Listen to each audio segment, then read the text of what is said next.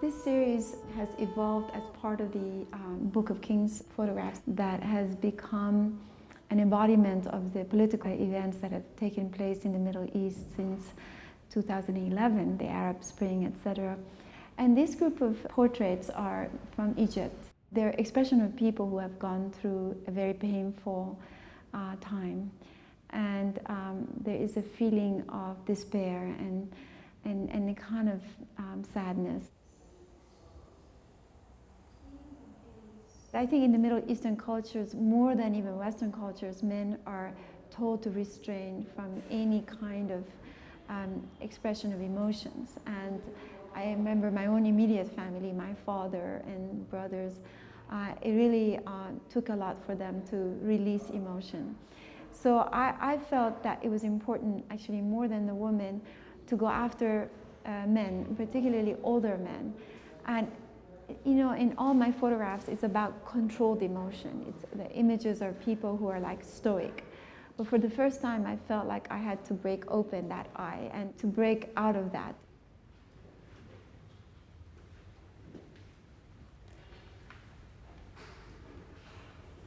My work has always been a way of juxtaposition of the dark side in life and the good side in life, the light and darkness, and the pain and the joy, and the violence and yet mysticism, and the personal versus the social political crisis. So, and I believe being Iranian, we have never had the luxury of relieve our mindsets from the question of violence and revolutions and atrocities and injustice. And if you look at our history of poetry or film, there's always this manifestation of pain and darkness, that it's because the people have felt so much violence and pain, and if you know what I mean. So the melancholy of my work, it's very familiar to Iranian people. There's just nothing it's ever beautiful without some disturbance of violence. They're always working hand with hand.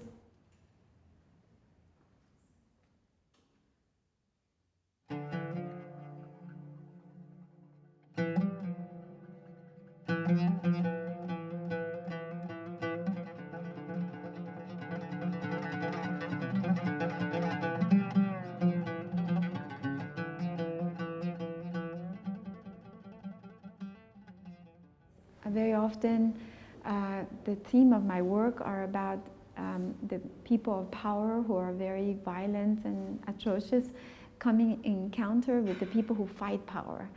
So I think every series or many of my work is a really epitome exactly of that situation that I come from, where we have a group of men, you know, on that sort of kind of shadow of religion or whatever, imposing the worst of atrocities on the people of Iran. And then there are those who are, you know, really trying to fight these institutions and this sort of regime. This battle, this brutality, this atrocity, it's continually sort of evolving in Iranian society. This is a part of our everyday reality: torture, prison. Men have been very powerful throughout history, sort of dictating the lives of others, women and men. And so for me, when I think about war, I don't see many women in the picture.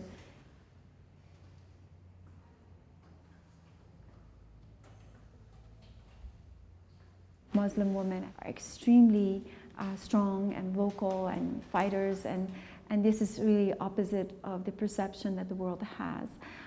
Because they wear the veil or they're conditioned in certain ways, they consider them very passive and submissive. So it's really actually just the extreme opposite. And I think, for example, even if you look at the Iranian society or even the recent uprising in 2009, you saw that the women were on the street very beautiful. They were fighters and they were really sort of unafraid.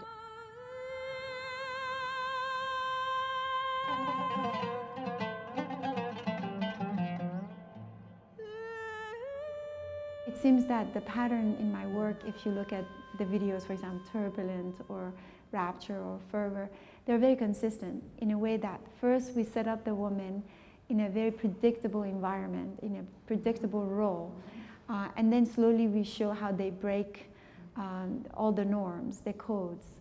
So everything begins with like the woman adhering to the rules, but quickly after they break the rules, they become very rebellious. There is not a single video that I don't think I've ever made where the women are not in fact outcast or an individual or running away or somehow fighting the system, whether that's the family they're fighting the system or the government.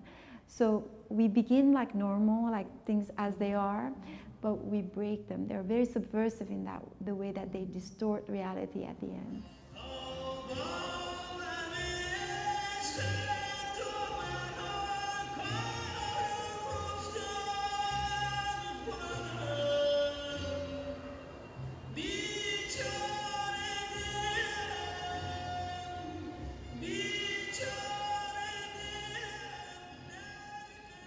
Female body is so problematic in the Islamic society, and I think it's such an immense subject because in a way, by studying female body and the way it's defined by certain societies, you can understand the ideology, the political structure of the country, and that's really amazing.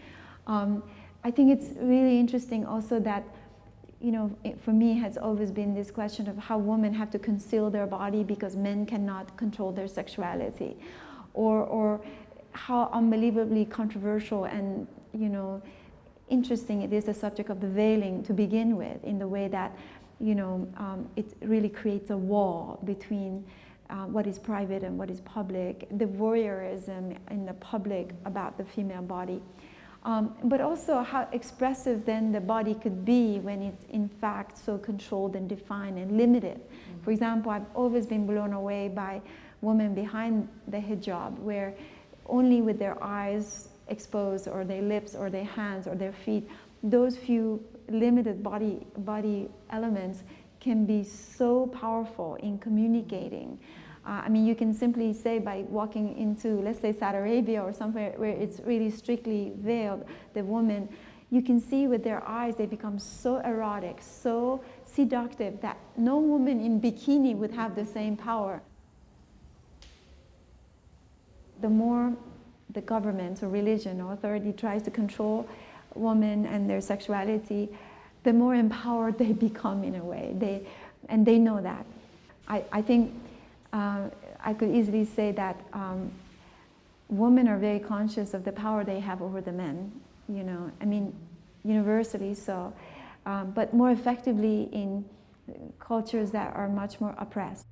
It really blows me away sometimes how in certain Islamic cultures, sex is everywhere, and you feel the sense of libido, the sexuality, despite the fact that, you know, everything, it's so controlled to be disappearing from the public space. So I think this is very telling of how a subversive women can become and use their body and their sexuality as a tool. We have an ability to function in many facets, you know, and I think in many ways we can reach to the people in ways that men cannot reach, perhaps, and this is a generalization. For example, I think for those who relate to my artwork, the way that I have reached them is because of their emotion, nothing else.